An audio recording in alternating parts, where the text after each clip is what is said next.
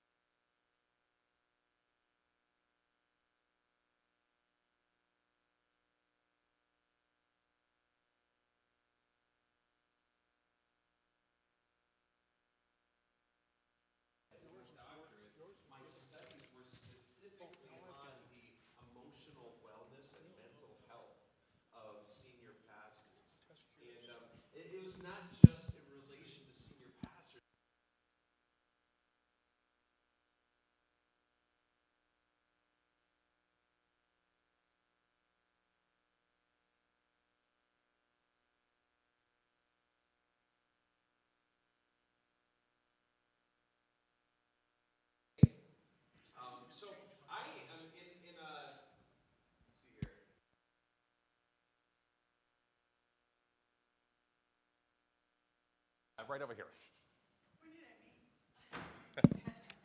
Is it working? Fantastic. You're doing great.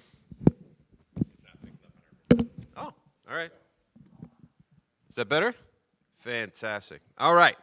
So, in another life, I was a runner. I actually, so a number of years ago, I came to a point where I was like, my health is just out of control. I was close to 300 pounds, and I was just like, I need to make some changes. And so I started doing all these things. And one of the things that I did was I started running. And I didn't grow up running, and so that was a struggle for me. But I am a determined individual when it comes to these things. And so I took that and, no pun intended, ran with it, right? So I actually, over the course of about maybe 4 years, I ran 5 marathons and a bunch of other different things in between. I ended up having an Achilles injury, which kind of took me out of that a little bit. So I'm not running right now. But when I was running, one of the things that I did right at the outset was doing one of those plans, and they have there are actual apps that you can do where it when you have headphones in, it'll tell you, okay, go ahead and run. And so you run at a certain speed, and then it'll tell you to walk. And so then you walk for a certain speed. And they would break that down over a period of minutes. And so my app, with my headphones in, I was running and training by running 3 minutes and then walking 1.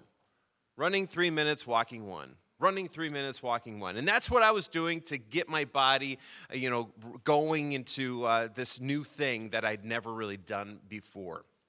And the reason I bring that up is because it culminated into my very first race. So before I even attempted a marathon, I attempted a 10K. So a 10K is about 6 miles.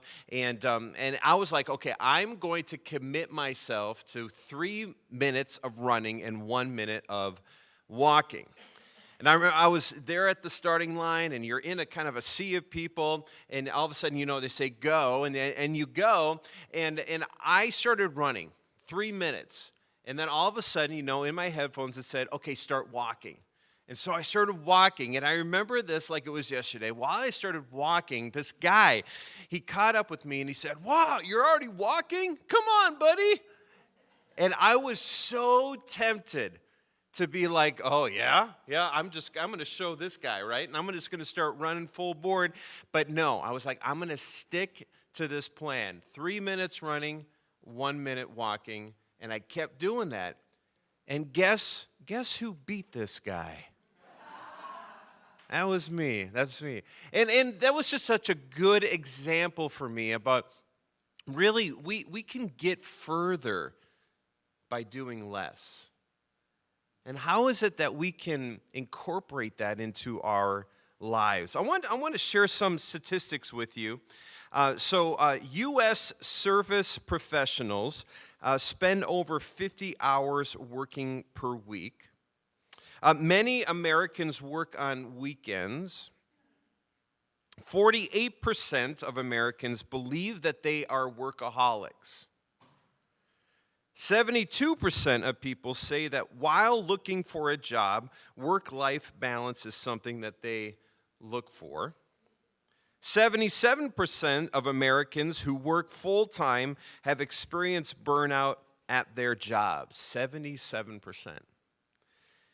And $190 billion, that's billion with a B, have been spent to address both the physical and psychological effects of burnout. I mean, there's a lot at stake here. There's a lot going on. Now, I don't put together a lot of puzzle pieces, but I could tell you that if you, hey man, you know what? There we go. If you put together a puzzle and you get to the end of it and you have a piece missing, how infuriating is that? That's happened to me a few times. Now, what is the evidence that something is missing from our lives? Well, for starters, a lot of us are tired and we're just plain too busy. In the last 20 years, work is up 15% and leisure is down 30%. Actually, the National Safety Council conducted a survey that found 97% of Americans say that at least one of the leading 9 risk factors for fatigue are a part of their lives. And these include things like working at night or early in the morning, working long shifts without regular work breaks, working more than 50 hours per week, and enduring long commutes. 76% of workers say that they feel tired at work.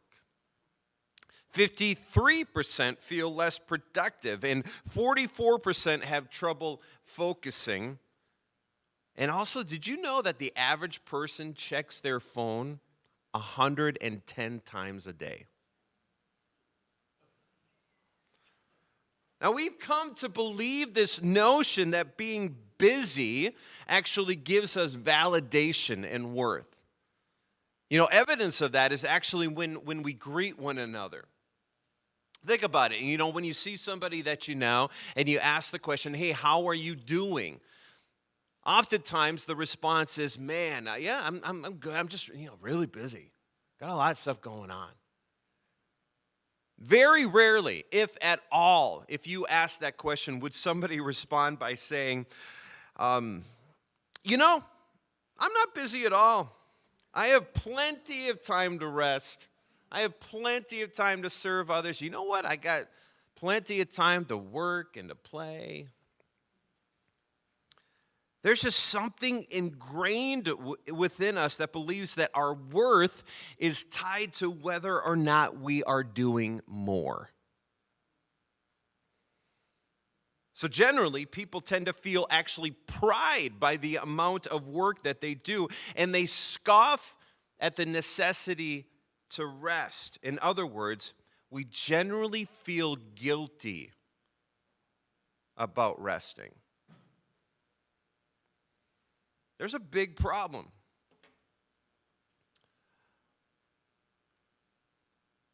All of us carry substantial burdens. And if we don't address those burdens appropriately, those burdens can lead to such things as like burnout, anxiety, depression, and worst case scenario, the danger of suicide, which statistically is skyrocketing. You see, culturally, we hold others and we hold ourselves to these grand expectations in our lives. And these expectations can literally be unreasonable for any one person to meet. Furthermore, we often believe that we should be beyond the reach of things like emotional and mental unhealthiness. And now, for instance, suppose someone displays or discusses some semblance of emotional or mental unhealth, and often the immediate assumption is that that person lacks, we don't express this outwardly, but a lot of times we assume that this person has some sort of kind of a lack of a character integrity. This can in turn delegitimize that person's influence. It can delegitimize that person's effectiveness. And so, because of that, people will ignore any evidence of burnout. They'll ignore any evidence of anxiety or depression or even thoughts of suicide. Or they will see these things or the presence of these things as proof that they are now disqualified from inspiring and influencing others. There's also a rising concern over mental and emotional distress within society. So researchers estimate that nearly 25% of the U.S. population has at some point seriously considered ending their own lives. 25%. That same research reveals that 30% of those who took the initiative to receive counseling have also thought about suicide. Around 10%, and this is rising every year, 10% of adolescents have thought about ending their own lives. Recent studies indicate that depression is one of the highest mental health disorders. And those same studies further suggest that depression is associated with a poorer quality of life, increased risk of suicide, a host of chronic physical illnesses, things like cancer and chronic pain and respiratory and cardiovascular disorders. So these are our problems. We have busyness. You can go to the next slide. Busyness, priorities, and lack of time. Busyness, priorities, and lack of time. These are the enemies of effective living and effective leading. So let's look at the first problem. Problem number one is that we are just too busy. We're just too busy. So I want you to look at two Chinese characters. The first is the character for heart. Right? This is what it will look like if someone were to write that out. This is the character for heart. Now, I want you to look at the character then for death. This is the character for death. Now, if you put those two characters together, you have the character for busyness. So what's the implication here? The implication is that busyness brings death to your heart.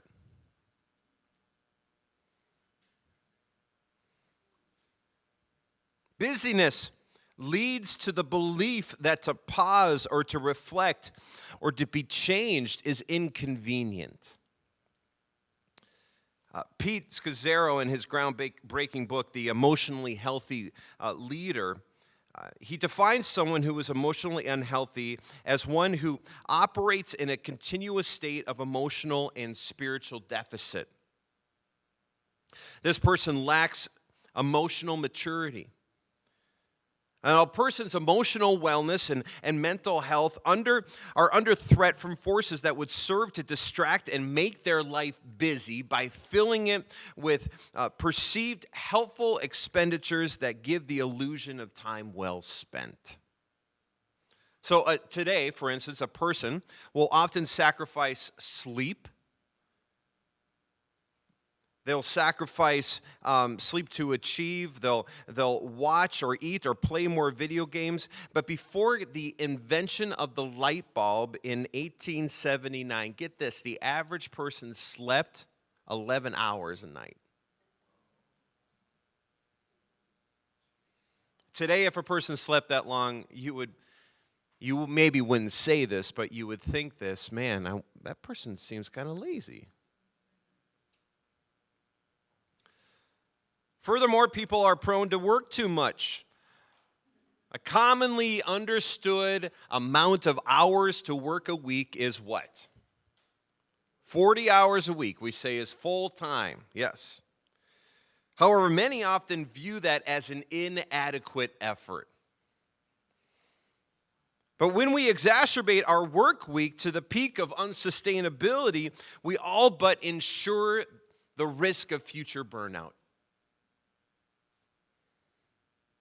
See, what good is it for us to exceed our limitations while meeting the unrealistic expectations that we place on ourselves and others? If doing so means that we will arrive at a place of emotional and mental unhealthiness that hinders the most important things like life and family and friends.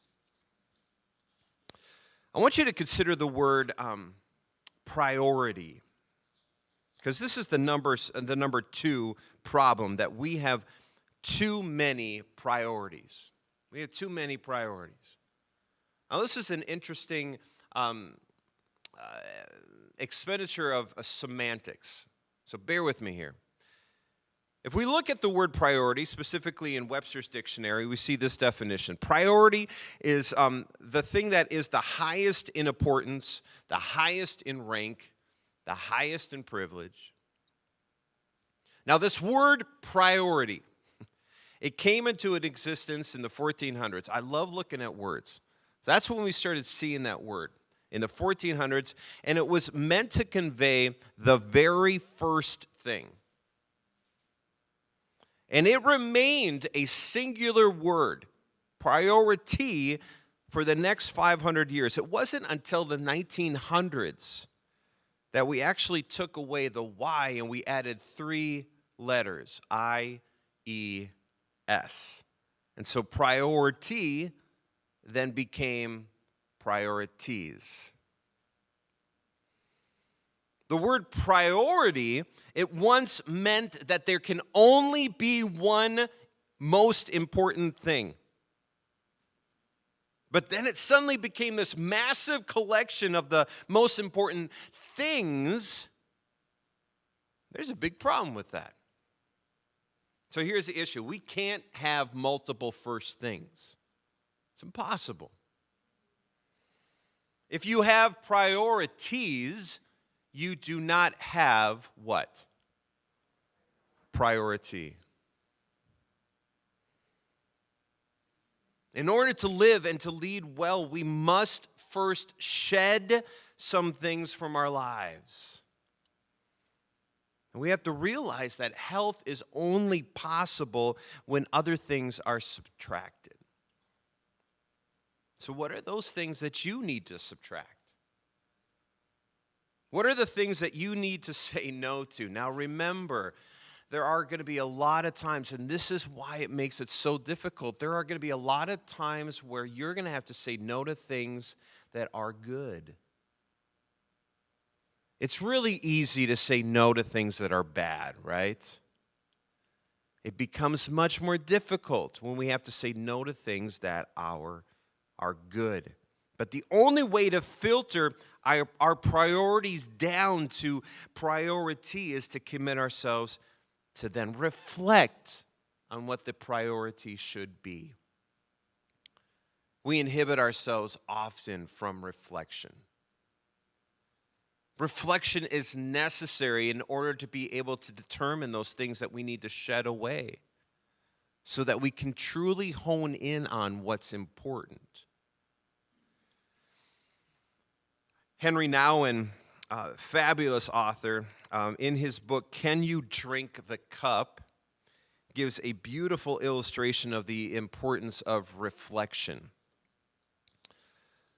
So, not advocating wine drinking, but for the purpose of this illustration, when a wine aficionado drinks a glass of wine and is serious about the process, they will undoubtedly know the contents of what it is that they're drinking. So they will care about where the grapes came from. They will care about how it was processed. They will care about the age of the wine. And all these things are considered before even a drop enters their mouth. So Henry Nouwen, in his book, he says, drinking wine is more than just drinking.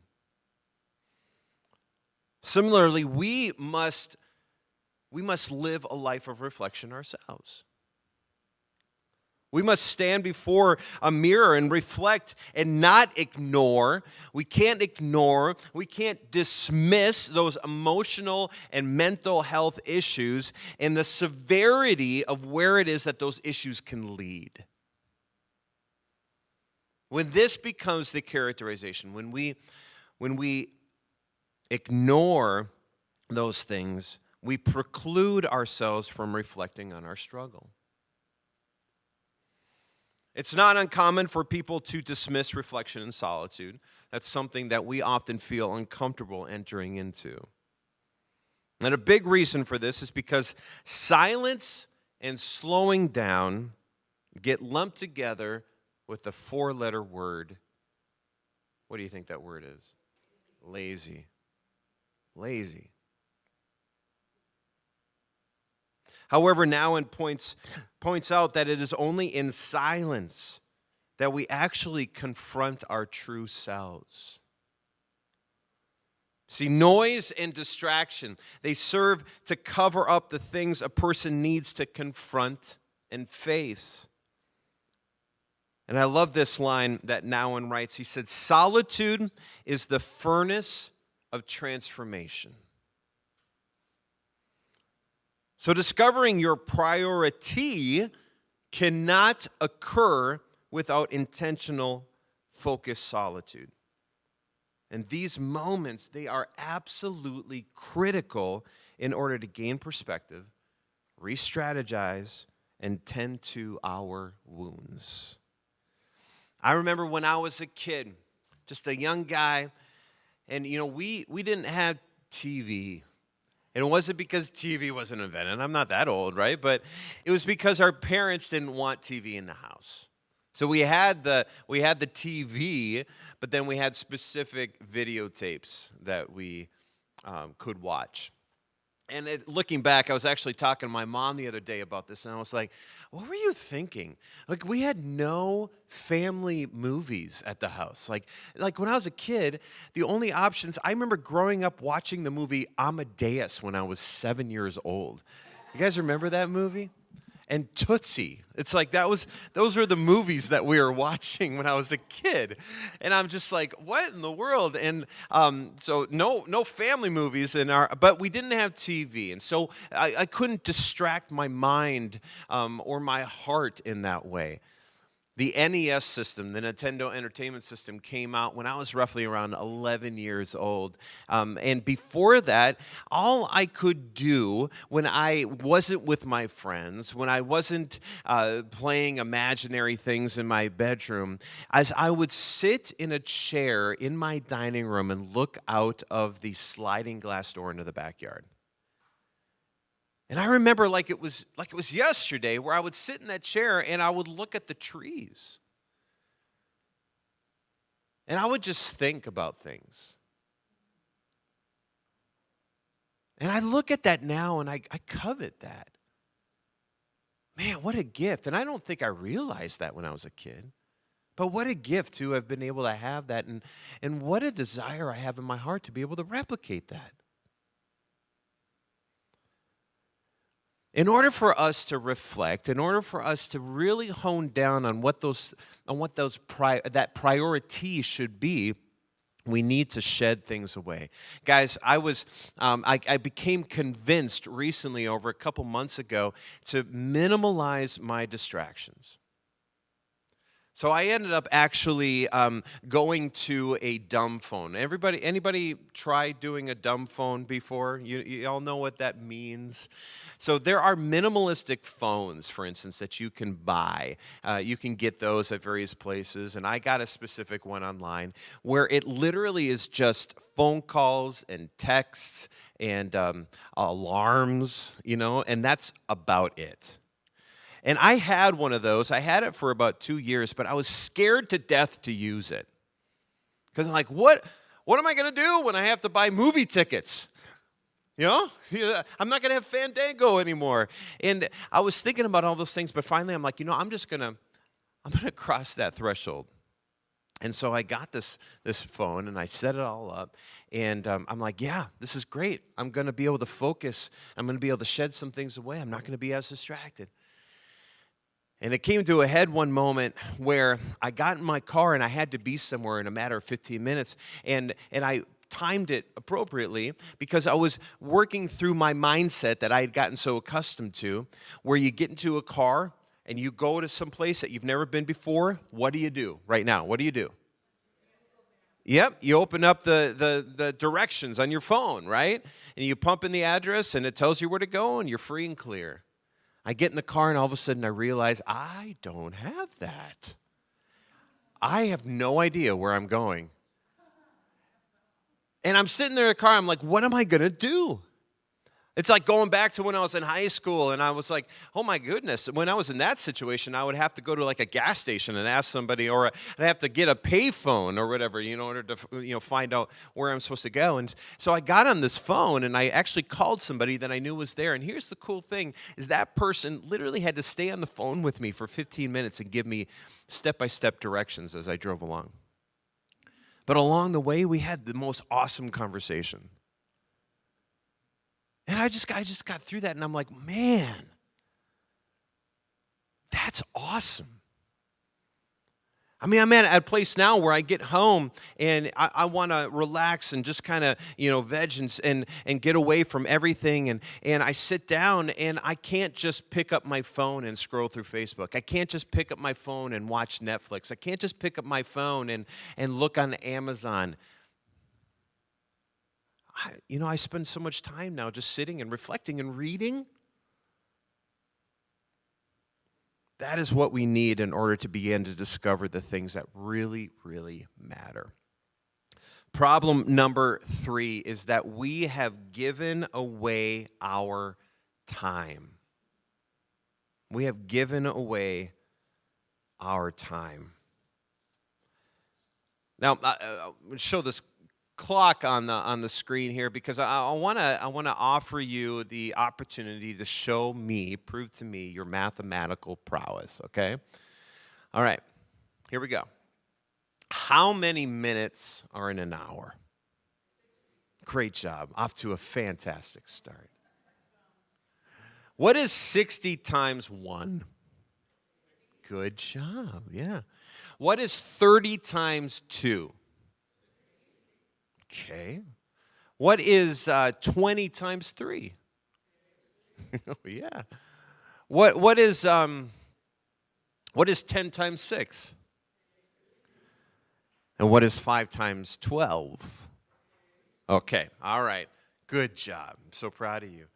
Now, all those equations, they equal 60. But the way that we would interact with that is different. If you take an hour, 60 minutes, and you commit an hour to something, you are going to see that fleshed out in a way that you're not going to if you break that up into two 30-minute segments. You're going to experience that differently if you were to break that up into 20-minute segments or 10 or 5. The point that I'm making is we need time. We need to stretch time out in order to truly begin to experience health and longevity. The time is the same, but when we experience constant distractions, when we allow ourselves to be in scenarios in which we are diving into this arena or to that arena, imagine, for instance, you're reading a book, and every 10 minutes, someone came to you with a question. You got back into the book, read it for another 10 minutes, someone came to you with another question, and you kept that going for a period of an hour.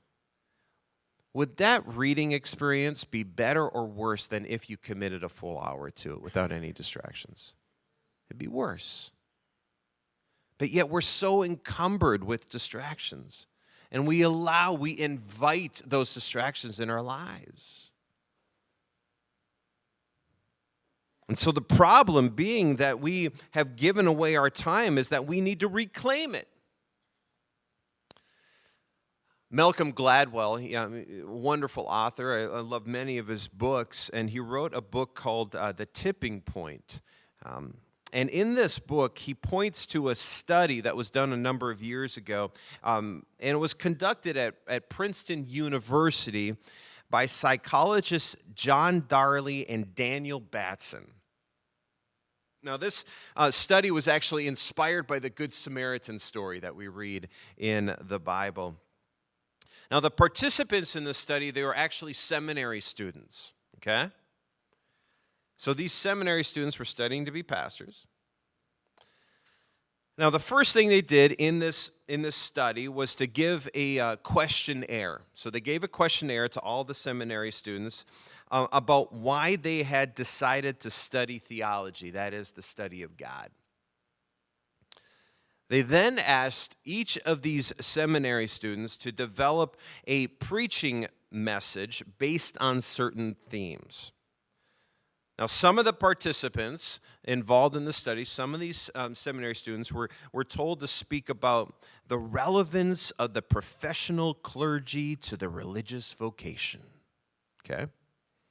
Others were told to speak about the story of the Good Samaritan. So let me repeat that, so you can understand the distinction. Some of these seminary students, again, men and women who were studying to be in clergy professions, they were either told to speak about the relevance of the professional clergy to the religious vocation, or they were told to prepare a message about the Good Samaritan. Each seminary student then was instructed to walk to another building where there would be a committee that would be ready to listen to their message, right? So they were instructed to construct a message based on one of these two diametrically different messages, and then once they were complete, they were instructed to go to a building, another building, away from where they were at, to give that message to a committee that was waiting for them. But here's the catch. An actor was situated on the campus between the building they were in and the building they were told to go. And this actor was meant to portray themselves as in desperate need. And then make themselves, as each individual seminary student, research participant, as they went out individually, one at a time, this person, this actor, was meant to make themselves visible to this individual asking for help. Now, some of the seminary students were told that they were actually running late. Okay, so they had worked through this message, and they had been given one of the two topics, and then the people conducting the research went to the seminary students, and some of them said, hey, you need to go to the other building. We're running late. The committee's waiting for you. They've been waiting for about 10 minutes. Sorry about that. We should have communicated that to you, but you got to head there right now. And the others were then told that they had plenty of time. They went up to them, the researchers went up to them and said, hey, the committee is going to be listening to your message here soon, but you got plenty of time. Don't worry about it. Whenever you're finished, just go ahead and go over to the other building, and they'll be ready for you. What were the results? The answers to their questionnaire that they were given before they began preparing their message and the content of their message. So whether it is that they were talking about the relevance of the professional clergy to the religious vocation, or they were giving a message about the Good Samaritan, the questionnaire and those topics had literally nothing to do with whether or not they helped to stop this person who was pretending to be in need. Instead, whether the seminary students stopped to help this person was based solely on whether they had the time. So those students who were rushed, they stopped and helped only 10% of the time. 10% of the ones that said they had no time stopped to help this person. But those students who had time, they stopped and helped almost 70% of the time. That's a striking difference. We need to reclaim our time. We can't create or manifest more time in our lives, can we? Time is a construct, and it continues to go by regardless of whether or not we want it to or not. And so in knowing that we can't create time, we have to reclaim the time that we have and use it in a way that is equal to the value that we place on the priority in our lives. So what does this all tell us? Living life where we take our time, where we rest, where we be still,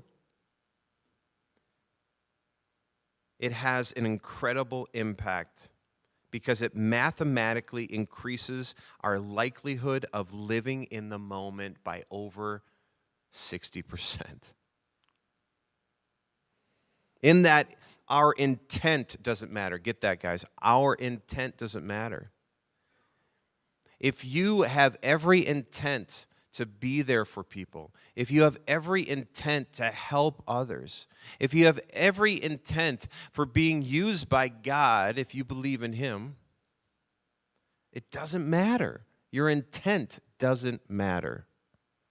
What does matter is your relationship with time.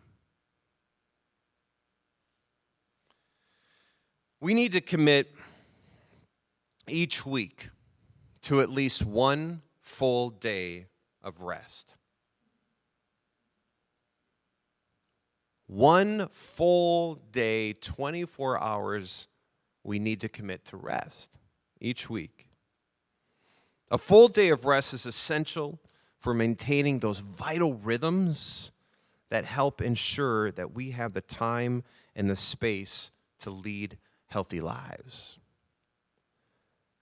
But committing to a full day of rest is not a principle that should be done like in an organic, spontaneous way when you have the time. It needs to be a committed cyclical day each week, and I'll prove it to you.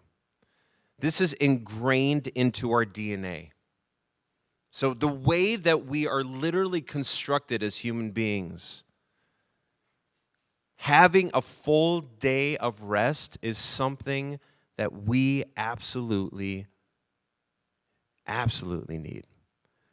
John Mark Comer, in his book, The Ruthless Elimination of Hurry, he writes about the Seventh-day Adventists, okay? Seventh-day Adventists, it's a religious sect that focuses very, very religiously to a full day of rest each week. Like if you're a Seventh-day Adventist, the deal is that is not even an option to reconsider. You must commit to a full day of rest each week. A doctor studied Seventh-day Adventists and discovered, get this, that they live, on average, 10 years longer than other Americans. 10 years. It becomes even more profound when you consider that Comer notes that if a person honors a full day of rest every 7 days during their lifetime, so if you did that starting at a young age and you honored that full day, 24-hour set of hours each week where you are resting, and you did that for your whole lifetime, the amount of time equals, guess what? 10 years. Taking a full day of rest isn't just a good idea. It literally is, in the most literal sense, life-giving. But doing so is going to come at a cost because it is so countercultural. Our culture, our society, it doesn't enable us to just freely do that. Think about the jobs that you've interviewed for and that you've gotten. Has any boss sat you down and said, hey, we really want to make sure that you are taking a full day of rest. Decide on what day that's going to be, and we'll completely honor that. We won't bother you. We won't expect anything of you. And if you don't do that, you're actually going to lose your job because we believe it's so important. That doesn't happen. So doing this is actually going to come at a cost because it requires that we draw lines in the sand and we say, for these 24 hours, I am not available. For these 24 hours, hey, give me a call. I'm not going to answer. For these 24 hours, send me an email, but I won't know until 24 hours later. For these 24 hours, send me a text, but you know what? I won't respond until that's over. For these 24 hours, whatever is posted on social media, I'm just not going to know about. For these 24 hours, anything that happens within the news, I'm not going to find out until that's done. For these 24 hours, I'm just going to commit myself to resting. And does that mean that you are to sleep in your bed for the whole time? Well, if that's what you need to do, yes. But for me and my family, what we define that 24-hour period of rest being is we are going to focus on whatever is life-giving to us as individuals and then our relationships. And so for my wife, being out in the garden is life-giving for her. And so on our 24-hour period of rest, she will spend some time doing that. For me, I love reading. And so I will commit so much of that time just reading. And you know what happens whenever I inevitably read? I fall asleep. I remember there was a day, and this is when it came to fruition for me, and it was so profoundly realized by me in this moment that I needed to reprioritize rest in my life. This was about 10 years ago, and I was just feeling super burned out. Really struggling, feeling like I had no time and space to think, to process, to really enjoy what it is that was around me, my family, my friends, my ministry, all these things. And so I decided, okay, I'm going to take a day, and I'm going to go to this retreat place, and I'm just going to spend time praying and journaling. And you know what I did? I actually wrote down a plan.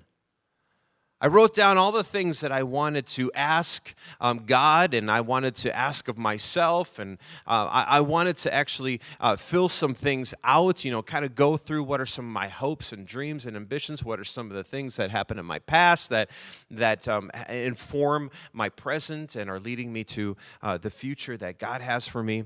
And so I was so excited and jazzed. I get there, I get ushered into this room. They had this room set apart for me, and they said, hey, you have this room. here's a chair, here's a desk, and you can be in here, or you know what? You can walk around the grounds. It was a beautiful area. You can just spend some time walking through the woods. This time is yours. We'll feed you at this time. You can have lunch and dinner. And I was like, this is fantastic. I got into the room. I closed the door, I sat down at the desk, and I opened up my Bible, I opened up my journal, and I got my pen, and I'm looking out the window, and I'm like, yes, okay, here it is. And then I look to my right, and there's a bed.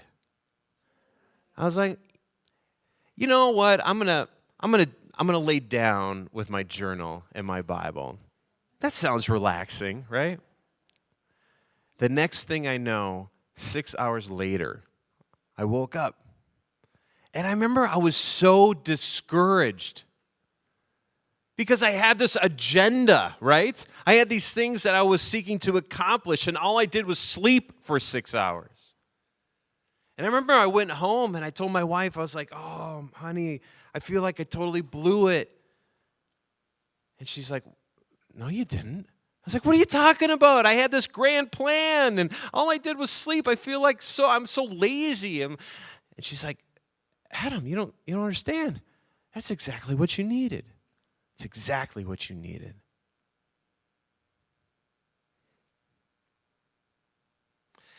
Maybe it's the notion of committing yourself to a full day of rest each week. Maybe that sounds daunting. I totally get that. That would mean some major adjustments, and sometimes those adjustments take time. What about 3 hours? What about 3 hours each week where you literally have it in your calendar and you're like, when this hour hits, I'm done. I'm out. No phone, no computer, no social media. I'm just going to sit in front of the sliding glass door and watch the wind blow through the trees. That seems a little bit more realistic, right? And then you build on that. Soon it becomes 6 hours, and then 8, and then 12. Richard Rohr, he points out in his book, Falling Upward, that today's communities are replete with people who are cognitively rigid and risk adverse. They want to circle the wagons around their imagined secure and superior standing. They seem preoccupied with clothing, with titles, with perks, with externals, and they frankly have little use for the world beyond their own control or explanation. That is what often propels us to pursue busyness. That is what often propels us to pursue a plethora of priorities to the point that we don't have a priority. It's what propels us to pursue a life that gives us a lack of time. Because stepping into a committed life where you are providing space for rest and reflection for the purpose of your emotional, mental, and physical health, that is an uncomfortable notion.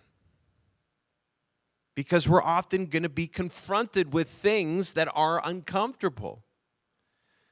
You may be pursuing priorities that you shouldn't be pursuing. And when you have the space to be able to reflect on that, it is quite possible, if not inevitable, that a priority will be revealed to you that will require a change in your life. So here's my last bit of advice to you. Don't be a cow, be a buffalo. That's fair. That's fair. Don't be a cow, be a buffalo. Let me explain what I mean. So look at this buffalo here. This is what I'm asking you to be. Not that. Not that. Next slide. There you go. Cows and buffaloes react very differently when a storm comes. When there is an impending storm that is barreling down on the countryside, and cows sense that and see that, they run away. They flee from the storm. They'll seek shelter somewhere, a tree or maybe a structure. They will actually push each other around in order to get to some semblance of safety. They will seek to outrun the storm. But when they do that, actually, you'll find that cows experience great and tremendous harm in that situation. They're trampling over each other. They're putting themselves in places that cause injury to themselves. And then they are what? They are prolonging their exposure to the storm. But a buffalo reacts very differently. A buffalo, when a storm is approaching, a buffalo puts its head down and actually runs toward the storm. And when buffaloes run towards the storm, they find that two things become real. One is that it greatly reduces or mitigates their potential for harm. And then what else? They get through the storm quicker. As I mentioned, what often precludes us from committing to a life that is for the benefit of our mental and emotional and physical health, that requires that we get rid of the busyness that this culture says is of the utmost importance. That we buck that trend and we say, no, busyness is not what should be held in the highest regard. Rest should be. The reason why many of us don't pursue a priority in our lives, that we don't take the time and to reflect and to ponder on truly what it is that matters in our life, is because that is a difficult and uncomfortable prospect. We see that storm coming and we run away from it. But when we run away from it, we incur harm. And then the storm, our exposure to it lasts longer. Reclaiming time and committing ourselves to that 24-hour period for the benefit of our physical well-being as well as our mental and emotional, that requires an uncomfortable amount of decisions and lines to be drawn to making sure that we are prioritizing that. Again, that's uncomfortable. And so what do? We become cows. And we run away. But don't be a cow. Be a buffalo. Put your head down and commit to this, because it truly will be life-giving in every sense of the word. That's my hope and my prayer for myself, for my family, and for all of you. Thank you so much for letting me come here today. I appreciate it. Adam, so good. So much great content there. I misunderstood your slide earlier, and so Jenny was telling me in the office how much she loved your slides, and especially the one about the cow. And I said, yeah, don't be a cow, be a bull or bull. I said the wrong thing, but I'm glad that you got the right one. Yeah. Hey, this was so good, and I imagine there's some questions here in the audience today. So we've got time for about 3 today, just where we're at. So if you got a question, raise your hand. I'll bring the mic to you, and we'll go. Yes? It's not a question. Okay. It's not a question. I'll be quick. Yeah. I know we're time limited, but that was beyond powerful and convicting. Thank you.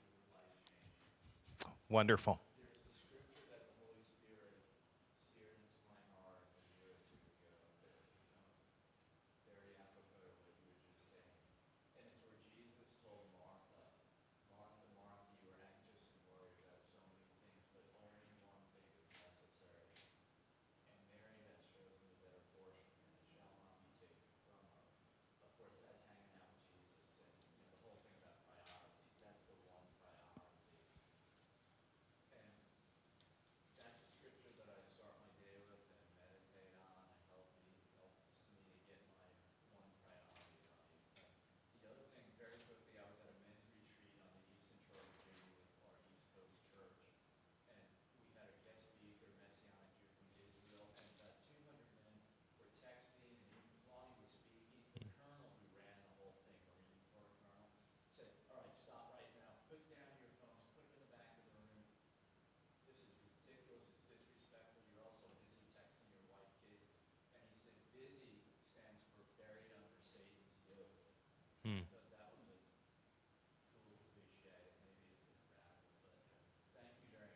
Really good. Really good. Thank you.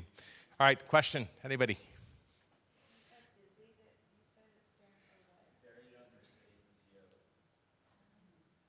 It's good. All right, well, Adam, I'm going to ask you one then. You talked about a bunch of books today. If this group were to pick up one book to start with, what would be, of the books you read, just kind of the most powerful book to get you started in this rhythm? Yeah. Well, I guess I would suggest two. If you want to dive into the specifics of what a 24-hour period of rest a week means and why that is so important, I believe it is not only essential for healthy living, but it is what God commands me to. And I would suggest that you read the book 24/6. So it's 24/6. It's kind of a pun, 24/7, 24/6. And it's written by Matthew Sleeth, Sleeth. Matthew Sleeth. Fantastic book, breaks it down. It's fantastic. The other book, though, too, and this is going to talk a lot about all aspects that get in the way of living a healthy life mentally, emotionally, physically, and that would be John Mark Comer's book. So that's Comer is his last name, John Mark Comer. And that's the book, The Ruthless Elimination of Hurry. The Ruthless Elimination of Hurry. Yeah. Awesome. Great stuff. Yep.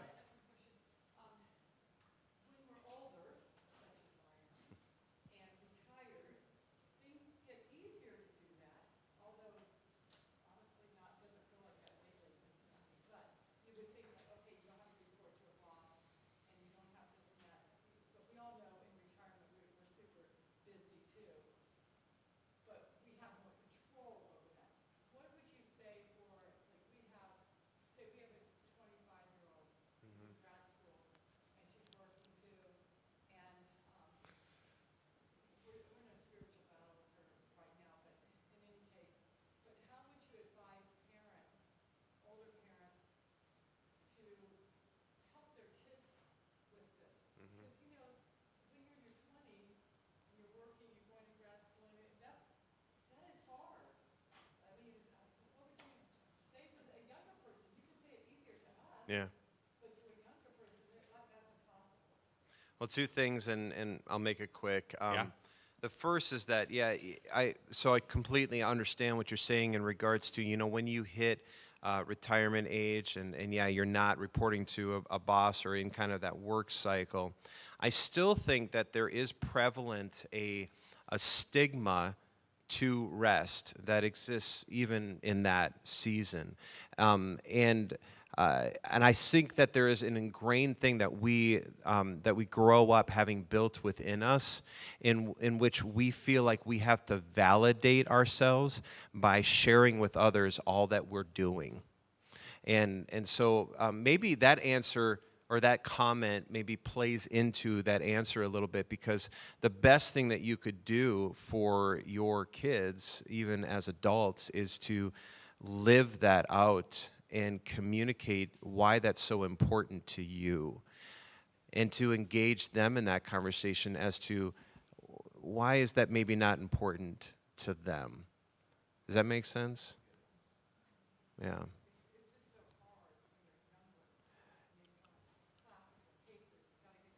Mm-hmm. Well, there is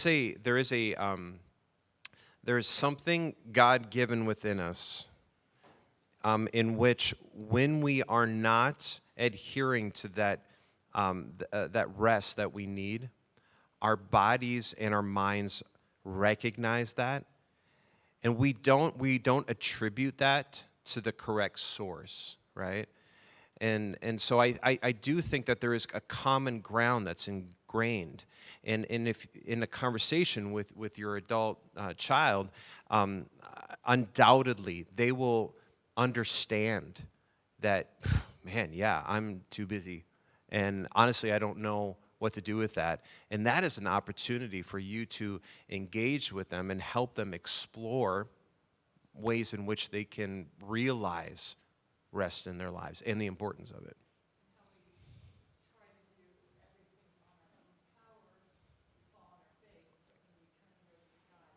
Mm-hmm. Yep. That's right. Really good. Really good. Yes. Well, thank you for coming today. The next few weeks here are going to be fantastic too. So next week, Todd Mulliken will be back with us talking about understanding narcissism. And then you can check out the screen or feel free to take those lunch and learn schedules home with you and invite others to join you next week. Have a great week. We'll see you.